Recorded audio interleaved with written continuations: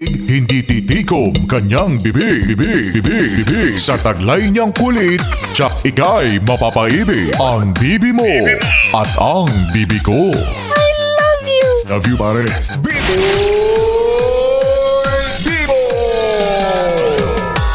Yes, friend! Alam mo ba na hindi lahat ng guwapo ay seryoso? Yung iba ay sadyang maloko, parang ako.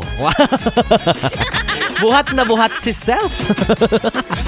Oy, pero hindi ako manloloko Pag sinabi ko sa'yo na mamahalin kita ng tapat na walang katapat, maniwala ka dapat. Kaya wag mo akong ginagaya sa ex mo na manloloko na pinagpalit ka sa kung sino-sino, ha? Pero hayaan mo na siya, oo. Kung pinagpalit ka niya at kung sakali man na makasalubong mo siya kasama yung bago niya, okay lang yan. Sabi nga ng mga nakatatanda, ibigay ang pinaglumaan sa mga nangangailangan.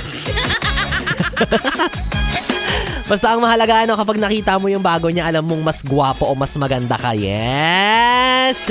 Ang yabang naman yan.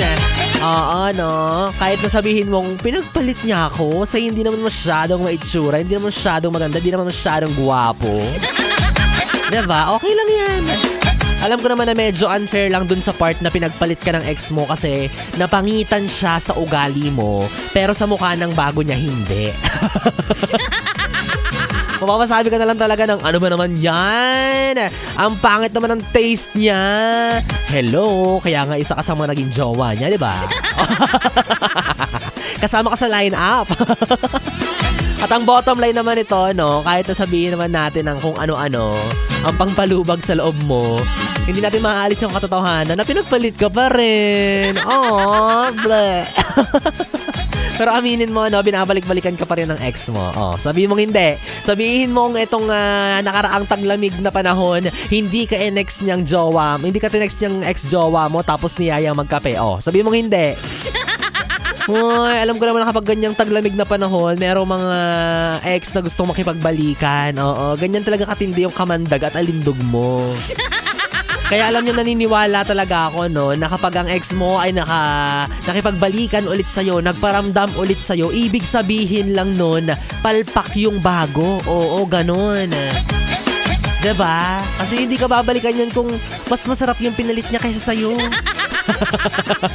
Mas masarap magmahal. Ikaw naman, ang bastos mo naman mag-isip, ang aga-aga pa. Wala na, yes, friend. 4 na oras ang ating pinagsamahan ngayong araw ng Sabado na punong-puno ng tugtugan. Pero bago ang lahat, bago ako tuluyang magpaalam ngayong araw, batiin muna natin yung mga yes pre natin na kasalukuyan pa rin nakatutok sa 101.1 Yes FM.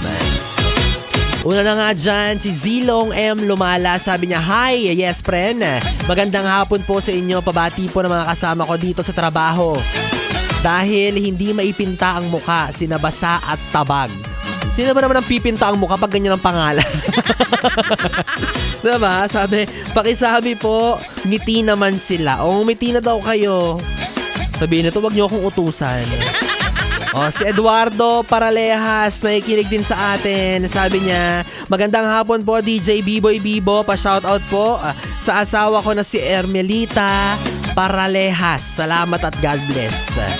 Hello po, Nanay Emelita. Noong nakaraan parang ibang pangalan ng asawa mo yung pinabati mo, Kuya Eduardo. Charot. Issue si B-Boy. At feeling din natin si Mami Mimi Tingzon. Uy, alam niyo ba, napakabait nitong si Mami Mimi. Pati yung anak niya na si Kuya Miggy na taga Singapore. Sa katunayan nga niyan, magpapadala sila sa amin ni Ganda Wanda ng sabi niya dito, magpapadala ako dyan sa Monday ng 12 kinds ng iba't ibang isda. Oy, grabe naman. Yung yung daing, tuyo, dilis, espada. Ay, ang sarap-sarap naman yan.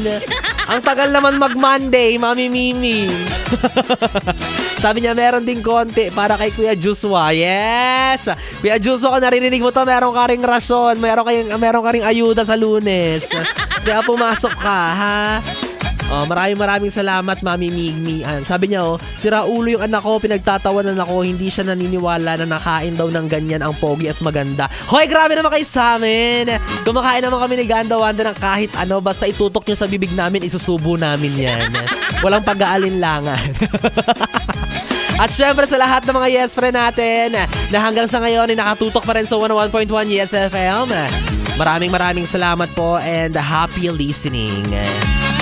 Pero huwag kayong mag-alala, no? Bagamat ay magpapaalam na ngayong araw si Biboy Bibo, magkakasama at magkakarinigan naman po tayo sa Lunes hanggang Biyernes 9pm to 12 midnight para sa ating BB Time. At tuwing araw ng Sabado, makakasama niyo po ako mula alas 2 ng hapon hanggang alas 6 ng gabi para naman sa ating programang Stick to One.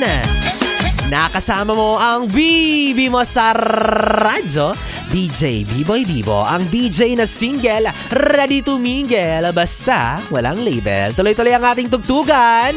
Dito pa rin at dito ka lang sa 101.1 Yes FM Solid. 101.1 Yes FM.